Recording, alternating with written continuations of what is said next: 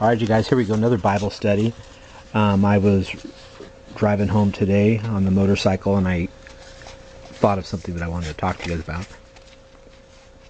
Jesus is telling his disciples that he needs to go to the cross.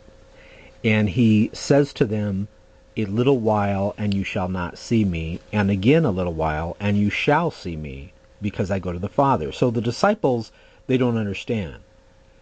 And it says here, I'm reading from John 16. By the way, I hope you guys are doing great. I forgot to say hi. John 16:17. Then some of his disciples said among themselves, "What is this that he saith unto us, a little while, and you shall see me, not see me, and again a little while, and you shall see me?" They don't understand, right? Jesus knew they were desirous to ask him, and said unto them, "Do you inquire among yourselves that I said, a little while, and you shall not see me, and again a very little while, and you shall see me?" Now he's going to explain it. "Verily, verily, I say unto you." Now when Jesus says verily, verily, that's like in today's modern language, he's saying this is 100% truthful. You can take this to the bank. It's carved in stone. You can count on what I'm saying. This is when he says verily, verily, that's basically what he's saying in our modern language. Excuse me. "I say unto you that you shall weep and lament, but the world shall rejoice." I find that interesting that the disciples have lost Jesus Christ. He's predicting that they're going to be sad because he's crucified, and the world's rejoicing. It's very unusual that the world is always in 100% contradiction and hostile to Christianity. Jesus says, "And you shall be sorrowful, but your sorrow shall be turned into joy. A woman, when she is in travail, hath sorrow, because her hour is come. But as soon as she is delivered of the child, she remembereth no more the anguish for joy that a man is born into the world. And you now therefore have sorrow, but I will see you again, and your heart shall rejoice." And this is great, what he says here. "And your joy no man taketh from you." He didn't have to say that, Jesus Christ. But notice how he's assuring the disciples that they're going to be extremely happy. And nothing's going to be able to take it away from them. Nothing. And I think this phrase, "and your joy no man taketh from you," is kind of jumps out at me when I read this, because watch what he says.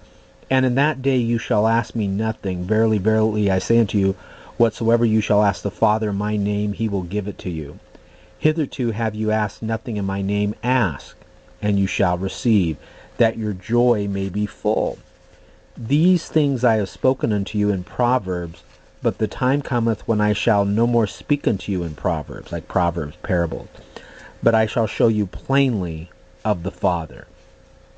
And that day you shall ask in my name, and I say not unto you that I will pray the Father for you. For the Father himself loveth you, because you have loved me." Interesting. Now look at that, you guys. How are we loved by God? You love his Son. "For the Father himself loveth you, because you have loved me, and have believed." The world has a problem with that word, believed. I believe. I don't know if you're a Christian, you believe. We have no problem with it. But the world has a problem with this belief, with love for Jesus Christ. Notice, "For the Father himself loveth you, because you have loved me." The world has a problem with that. "And have believed that I came out from God. I came forth from the Father, and am come into the world again. I leave the world and go to the Father." Now the disciples, they're overjoyed. They understand what he's saying. Now they get it. "His disciples said unto them, Lo, now speakest thou plainly, and speakest no proverb." They're like, "We get it now. We get it, Jesus. We understand what you're saying. Now are we sure," the disciples are saying, "now are we sure that thou knowest all things, and needest not that any man should ask thee. By this we," look at the word, "believe that thou camest forth from God." If you guys ever watched my videos, sometimes I'll put that annotation, almost all of them I'll put, you will believe. And I do believe that if Christians would read this book, if non-believers would read this book, atheists, Wiccans, pagans, they will believe. The Word is God. The Word was God. Jesus spoke the Word. The words here are breathed by God. The Bible says these very words are breathed by God. Breathed by God. So Jesus answered them, do you now believe? And now he gives them a reality check here. He says, behold, the hour cometh, yea, is now come, that you shall be scattered, every man to his own, and shall leave me alone. Now, he's talking about the disciples leaving him alone. But Jesus says, and yet I am not alone. Look at that phrase, and yet I am not alone. Because the Father is with me. I've read this Bible so many times, and one of the most powerful passages is the one I'm just about to read to you right now. When times are going tough, and Lord knows with this economy, we have the New World Order, which was prophesied in Revelation coming about. We have so many problems going on right now in the world.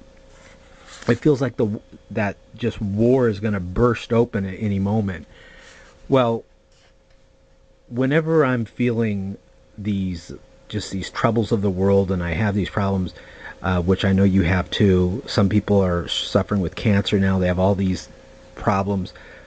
I remain, like you, as a Christian brother and sister in the Lord, I remain totally optimistic and confident. Because look what Jesus says. These things I have spoken to you, that in me you might have peace. In other words, he's saying, don't worry about anything. In the world you shall have tribulation. And here it is. But be of good cheer. He says, be of good cheer right after he's talking about the tribulation. And here's the words I was telling you about. I have overcome the world. I have overcome the world, Jesus said.